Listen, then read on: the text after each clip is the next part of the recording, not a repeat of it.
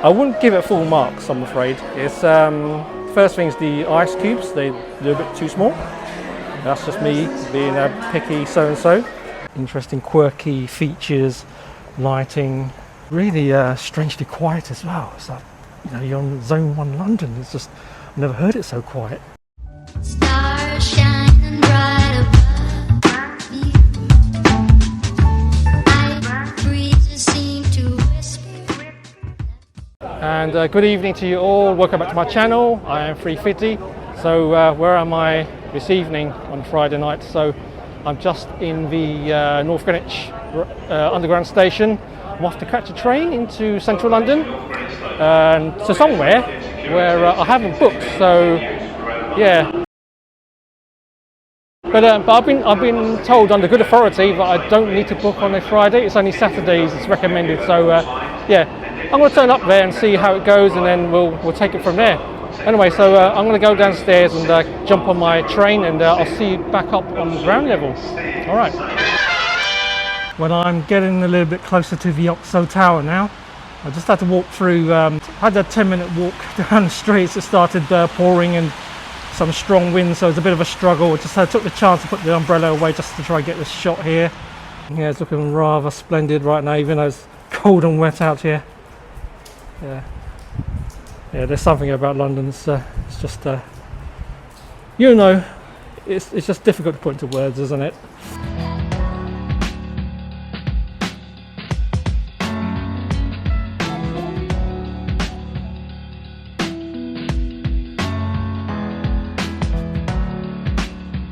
Looks like I've got to get up onto floor number 8. That's a nice, lucky number. All right, just gonna call for a lift now.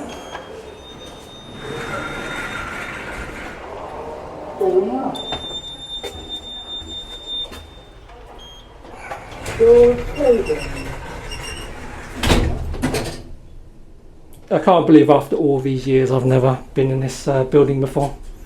Incredible.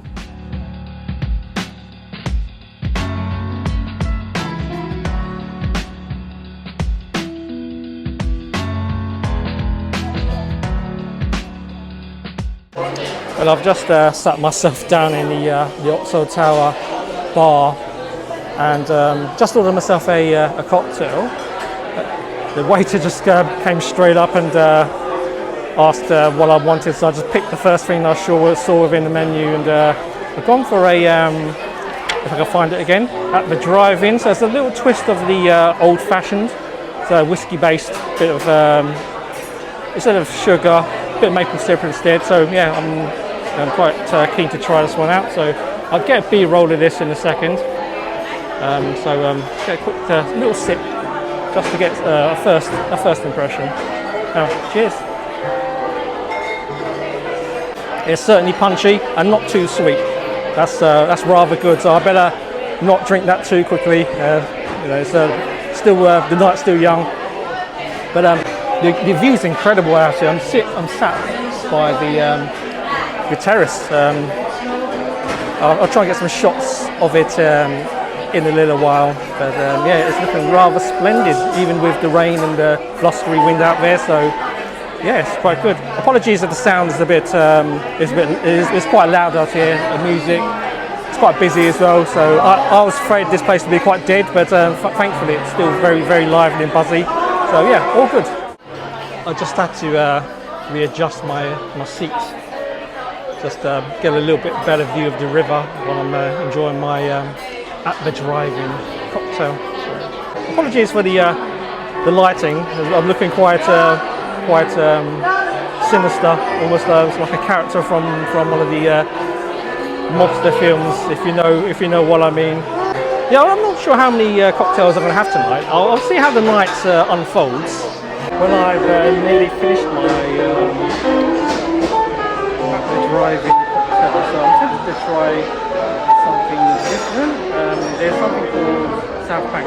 Yeah. So that's what I'm going to order next time the friendly bar staff comes over. And introducing the Southbank cocktail.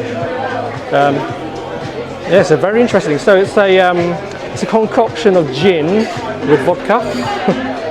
and lychee, plus a little bit of grapefruit. So yeah, I could definitely smell the grapefruit there. There's definitely citrusy note to it, which is a nice touch. It really just freshens up the overall tasting profile of this cocktail. But I've never had anything like this before, so I'm going to give it a go now. Cheers.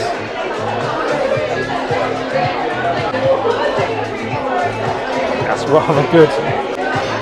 I'm going to struggle to drink this slowly. It is that nice. It's so refreshing. You could probably see from the video my cocktail is running rather low, so I've nearly depleted my drink. I've done my best to drink it nice and slow, sip it, savour it, but it was quite a challenge. Just a little bit of history of the OXO Tower. So this was originally a power. The main building itself was initially a power station back in the early 1920s, or maybe before that. And then it was bought out by a company called Lemco, which is coincidentally a meat processing company, and we know now today is OXO Cubes.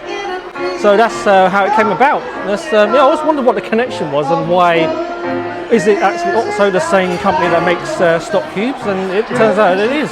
They kept the OXO signage, the neon signage, as it's just such an iconic display in London, and I think it's incredible. The letter OXO, I guess, just looks quite. It has its art in itself, and the irony is this particular building also hosts art galleries as well. So yeah, it's all kind of not gone full circle, but everything seems to converge into some kind of mean. Yeah, it's all converged into something. I don't know. It's all interconnected somehow.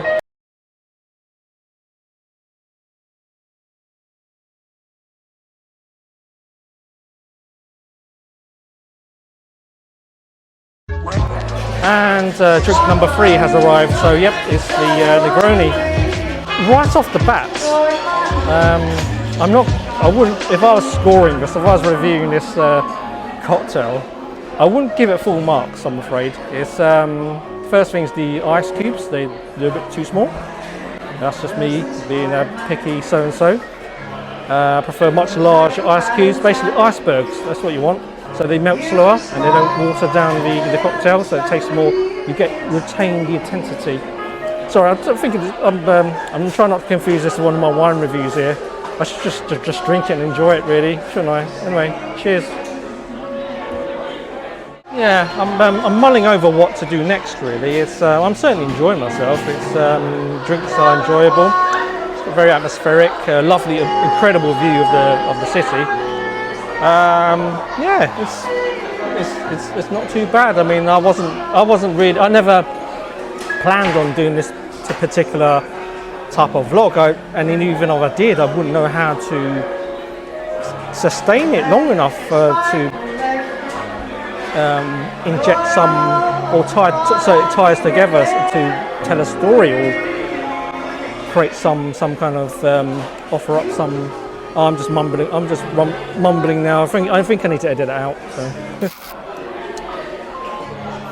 Yeah, I mean, I love London. It's just a dynamic, incredible, historically rich city, and you could go about in any angle and tell your own story within a certain part of London quite easily.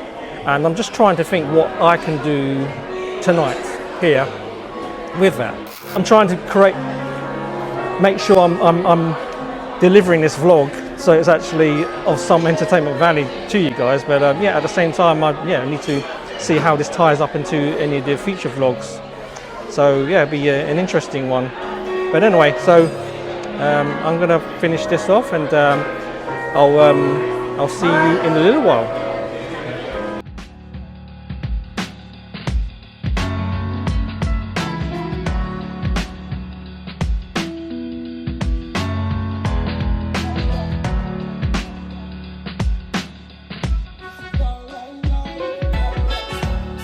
Now, it might be very damp and cold out here tonight, but I just couldn't help but just come out and film this. This is incredible. It's just so much going on visually. Interesting, quirky features, lighting. it's really strangely quiet as well. It's like, you know, you're on Zone 1 London. It's just, I've never heard it so quiet. I just feel bad actually even talking right now. Yeah, look at that. So I'm going to head this way, and this would lead me back to the main road to back towards Southwark Underground Station.